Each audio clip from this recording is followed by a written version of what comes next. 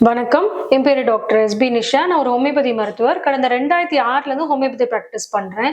இன்னைக்கு நம்ம என்ன பார்க்க போறோம்னா இருமல் வந்து நிறைய பேருக்கு வருது இல்லையா? இதை வந்து ஹோமியோபதியில எவ்வளவு நல்லா சரி பண்ண முடியும் அப்படின்ற அவேர்னஸ் வீடியோ தான் இது. இந்த இருமல் வந்து நிறைய பேர் நீங்க பார்த்திருப்பீங்க, இருமிட்டே இருப்பாங்க. இதுல வந்து 2 விதம் இருக்கு. ஒண்ணு வந்து ப்ரொடக்டிவ் காஃப் அப்படின்னு சொல்லுவோம். அப்படின்னா வந்து நமக்கு வந்து நெஞ்சில வந்து சளி இருக்கும் போது நம்ம இருமணும் அப்படின்னா எப்படி வந்து கணீர்னு அந்த நெஞ்சில சளியோட ஒரு சத்தம் வருது இல்லையா? அதுக்கு பேர் தான் ப்ரொடக்டிவ் காஃப் அப்படின்னு சொல்லுவோம். நான் ப்ரொடக்டிவ் காஃப் அப்படின்னா நமக்கு வந்து காய்ச்சல் வந்து சளி பிடிச்சு நல்லா சரியாயிடுச்சு அப்படின்னாலும் சில பேருக்கு வந்து வறட்டு இருமலா வருது இல்லையா? இதுக்கு பேர் தான் வந்து நான் ப்ரொடக்டிவ் காஃப் அப்படின்னு சொல்லுவோம். இந்த வறட்டு இருமல் பார்த்தோம் அப்படின்னா எந்த மாதிரி பீப்புளுக்குலாம் இது வரும்னா, ஒண்ணு வந்து காய்ச்சல் வந்து சரியானவங்களுக்கு இன்னுமே கொஞ்சம் வந்து இன்ஃப்ளமேஷன் இருந்துட்டே இருக்கும். என்னதான் வந்து நமக்கு வந்து இருமி நமக்கு உள்ள கிருமி எல்லாம் வெளியேறி இருந்தாலும், சளி எல்லாம் வெளியேறி இருந்தாலும், லைட்டா வந்து தொண்டையில வந்து ஒரு இன்ஃப்ளமேஷன் மாதிரி ஒரு வீக்கம் இருந்தது, ஒரு லைட்டா வந்து செகப்பா இருந்ததுன்னா நமக்கு வந்து அந்த இருமல் வந்துகிட்டே இருக்கும். இதுக்கு பேர் தான் வந்து உங்களுக்கு வந்து ட்ரை காஃப், வந்து உங்களுக்கு வந்து காய்ச்சல் வந்ததுக்கு அப்புறம் வருது. இன்னொன்று வந்து நியூரோட்டிக் காஃப் அப்படின்னு சொல்லுவோம். இது என்ன ரீசன்னே தெரியாது,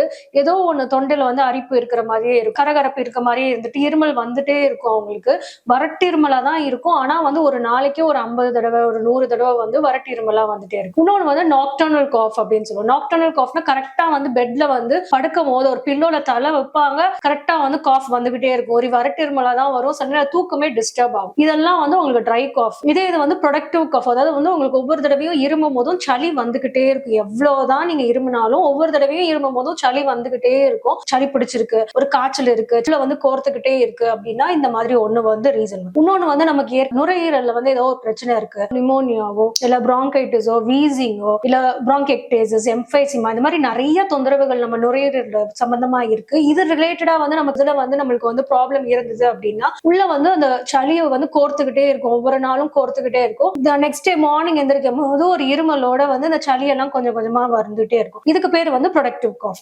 வேற என்ன ரீசன் எல்லாம் காஃப் வரும்னா, இப்போ வந்து நமக்கு நிறைய வந்து நம்ம இருக்கிற இடத்துல, இப்ப டெல்லி மாதிரி இடத்துல நிறைய ஏர் பொல்யூஷன் இருக்கு இல்லையா? அந்த மாதிரி இடத்துல இருக்கிறோம் அப்படின்னா நமக்கு வந்து ஆட்டோமேட்டிக் அந்த பொல்யூஷன்னால காஃப் வரும். இப்போ வந்து ஸ்மோக்ல இருக்கோம்னா அந்த ஸ்மோக்னால நமக்கு காஃப் வரும். ஸோ இந்த மாதிரி ரீசன்ஸ்னாலையும் நமக்கு வந்து இருமல் வர்றதுக்கு நிறைய வாய்ப்புகள் இருக்கு. இந்த மாதிரி காஃப் ரொம்ப இருக்கவங்களுக்கு என்னென்ன மாதிரி தொந்தரவுகள் இருக்கும் அப்படின்னு பாத்தீங்கன்னா, மூச்சு வந்து இறைக்க ஆரம்பிச்சிடும். உங்களுக்கு லைட்டா வந்து அடிக்கடி வந்து லைட்டா வீசிங் வர மாதிரி இருக்கும். ரொம்ப வந்து மூச்சு இழுத்து விட முடியாத அளவுக்கு உங்களுக்கு தொடர்ச்சியா இருமல் இருந்துகிட்டே இருக்கும். ரொம்ப தீவிரமா இருக்கிறவங்களுக்கு இந்த இருமல் வந்து ரொம்ப ஜாஸ்தியா இருக்கு, எனக்கு இது வந்து பெரிய பிரச்சனையாவே இருக்கு, தொடர்ச்சியா இருமல் இருந்துகிட்டே இருக்கு அப்படின்னா என்ன மாதிரி காம்ப்ளிகேஷன்ஸ் நமக்கு வரும் அப்படின்னு பார்த்தோம்னா, நமக்கு வந்து இருமிக்கிட்டே இருந்தாலும் சில பேருக்கு வந்து ஆட்டோமேட்டிக்கா யூரின் வந்து லீக் ஆக ஆரம்பிச்சிடும். ஒவ்வொரு தடவையும் இருமும் போது அந்த பிரஷர்னால நமக்கு யூரின் லீக் ஆரம்பிச்சு ரொம்ப சிவியரான பிரச்சனை உள்ளவங்களுக்கு, இந்த மாதிரி ரொம்ப வைரல் ஃப்ளூல இருக்காங்க, ரொம்ப சளி பிடிச்சிருக்கு, ரொம்ப வந்து ஒரே நாள்ல வந்து ஒரு 100 தடவை 150 தடவை தும்பிட்டே இருக்காங்க, நம்மளுக்கே அறியாம வந்து சில பேருக்கு வந்து மோஷனுமே லைட்டா வந்து கசீர மாதிரி இருக்கும். ஸோ இந்த மாதிரி வந்து உங்களுக்கு ப்ராப்ளம்ஸ் வந்து இது ரொம்ப காஃப் வந்து நமக்கு இந்த இருமல் வந்து ரொம்ப ஜாஸ்தி இருந்ததுன்னா இந்த மாதிரி உங்களுக்கு ப்ராப்ளம் வரும். அதே மாதிரி இந்த இருமல்னால இந்த நாக்டர்னல் காஃப்னு சொன்னேன் இல்லையா, இந்த இருமல்னால நம்ம கரெக்டா படுக்க போகும்போது நமக்கு இந்த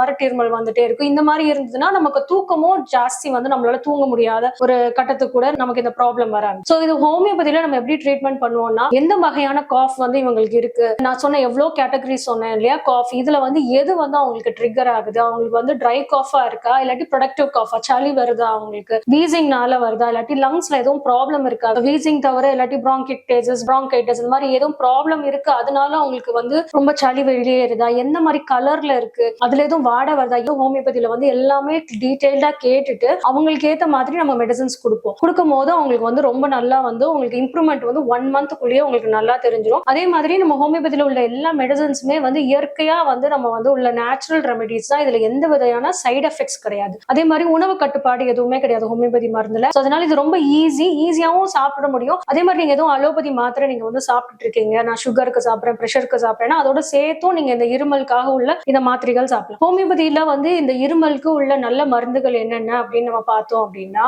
ட்ரோசிரா, இபிகாக், ஸ்பாஞ்சியா, இந்த மாதிரி நிறைய மருந்து இருக்கு ஹோமியோபதியில. இதுல வந்து எது வந்து உங்களுக்கு வந்து நல்லா சூட் ஆகுதுன்றத பார்த்து நம்ம கொடுக்கும் போது ரொம்ப நல்ல ரிலீஃப் இருக்கும். ஸோ எல்லாருமே வந்து இந்த சீசன்ல வந்து இந்த வறட்டிருமலும் இந்த ப்ரொடக்டிவ் காஃப் இந்த சளினால வர்றது நிறைய பேருக்கு இருக்கு. இதையும் நீங்க ஹோமியோபதியில உள்ள இந்த காஃப் மெடிசன்ஸையும் நீங்க ட்ரை பண்ணி பாருங்க. இதுல எதுவும் உங்களுக்கு வந்து சந்தேகங்கள் இருந்தா நீங்க வந்து கமெண்ட் செக்ஷன்ல கொடுங்க, நான் ரிப்ளை பண்றேன். நன்றி, வணக்கம்.